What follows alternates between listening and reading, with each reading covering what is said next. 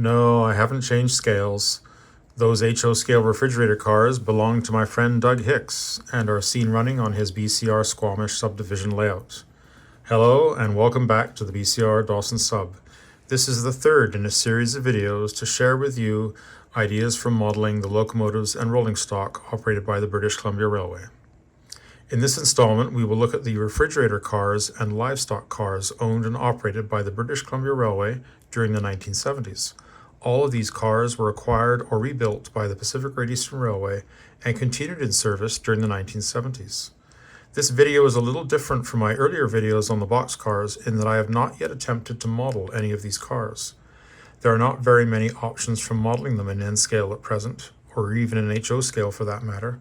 Hopefully something will materialize for us in the future. However, that doesn't stop us from having a look at these interesting cars and seeing what they looked like and how they were used. From 1914 to 1967, the Pacific Great Eastern Railway operated a small fleet of wood refrigerator cars, which were used to ship beverage and food products north. During the 1950s, these were augmented with 3 purchases of steel refrigerator cars from National Steel Car. This design of car with overhead ice bunkers and 8 roof hatches were built in large numbers for Canadian railways and differed from their U.S. counterparts, which retained the end bunker design. The first of the steel refrigerator cars came in 1954.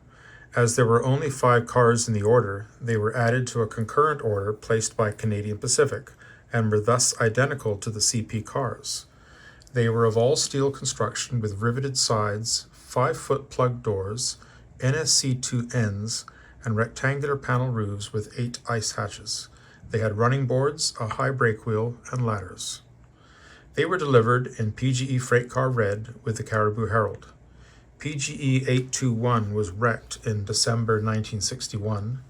PGE 823 was repainted into the map logogram scheme and survived until 1980. PGE 820, 822, and 824 were converted to mechanical refrigeration, which saw the A end moved inward and a refrigeration unit installed. After the conversion in 1974, they were repainted in light green with dogwood logogram for the British Columbia Railway, and they were eventually renumbered BCOL 901 to 903. They served until 1983, by which time the cars had been largely replaced by the railway's fleet of refrigerated trailers. I am not aware of a way to model these cars in N scale at present. GHQ offered a resin kit for one of the CN series of cars some years ago, but it is not a match for any of the PGE cars. In HO scale, these cars were produced by True Line Trains in the original PGE Caribou scheme and the BCR scheme seen here. Unfortunately, these were not offered in N scale. This photograph shows the HO scale BCR car that was offered by True Line Trains. The second series of steel refrigerator cars were added to a concurrent CN order in 1956 and comprised 10 cars. Their construction included improved dreadnought ends, and they were also completed in PGE Freight Car Red with the Caribou Herald. At least 2 cars were repainted in the map logogram scheme, and several were repainted in light green with dogwood logogram for the British Columbia Railway. The last of these cars were withdrawn in 1980. I am not aware of options for modeling this series in either scale at present.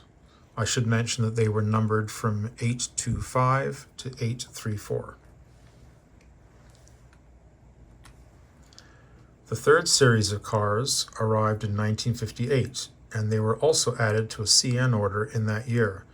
These 10 cars, which were numbered 835 to 844, featured NSC3 ends, and they were finished in PGE Freight Car Red with the stacked Herald. Most cars from this series appear to have been repainted for the BCR, and some lasted in service until 1986. Again, there are no options for representing these cars in either scale at present. Canadian modelers could really use some models of these distinctive refrigerator cars. We now turn our attention to the railway's livestock cars. From 1914 to the late 1960s, the Pacific Great Eastern operated a sizable fleet of wood livestock cars, which were similar to those seen on CN and CP. They shipped cattle and hogs from the Caribou ranching country to meat packing plants on the Vancouver waterfront, and they were also used to ship produce such as apples, which did not require refrigeration. In the early 1960s, they were joined by 15 steel cars converted by the PGE from their 4001 to 4075 series boxcars. The railway's livestock traffic diminished during the mid-1960s, and by 1972 the wood stock cars were gone. The steel stock cars lasted until 1980, by which time they were used largely in work service. The steel stock cars were numbered PGE 5000 to 5014. As mentioned, they were converted from the railway's 4001 to 4075 series boxcars, built by Canadian Car and Foundry in 1947. The work was undertaken at Squamish and involved cutting away the sides of the cars and replacing them with slatted sides. The original 6-foot doors were reinstalled, and a pair of hatches were cut into the roof at each end for supplying feed.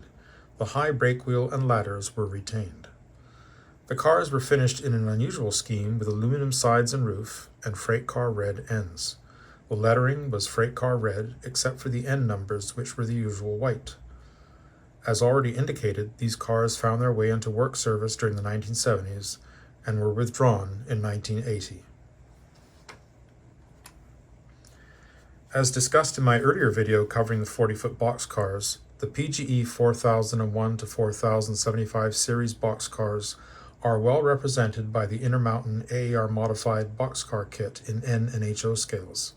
This model offers a starting point for a kit bash to represent the steel stock cars, which would involve replacing the sides and adding the roof hatches.